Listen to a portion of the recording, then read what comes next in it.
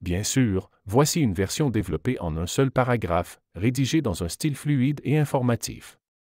Le mercredi 23 avril, la Commission européenne a infligé des amendes records à deux des plus puissants géants de la tech américaine, 500 millions d'euros pour Apple et 200 millions d'euros pour Meta, dans le cadre de la première application du Digital Market Act, DMA, la nouvelle législation de l'Union européenne visant à limiter l'influence dominante des grandes plateformes numériques.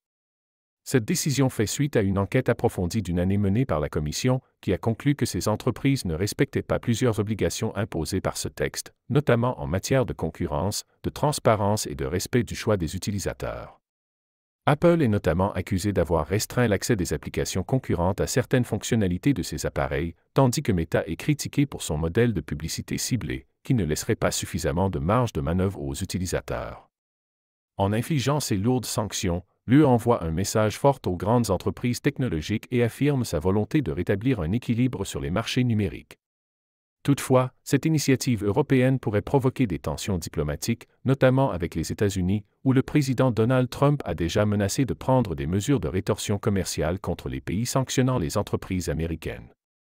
Cette décision marque donc une étape décisive dans la régulation numérique mondiale, et pourrait être le prélude à une vague d'autres sanctions contre les acteurs qui ne se conformeraient pas au nouveau cadre juridique européen. Souhaitez-vous une version encore plus concise ou plutôt orientée vers un angle juridique ou économique?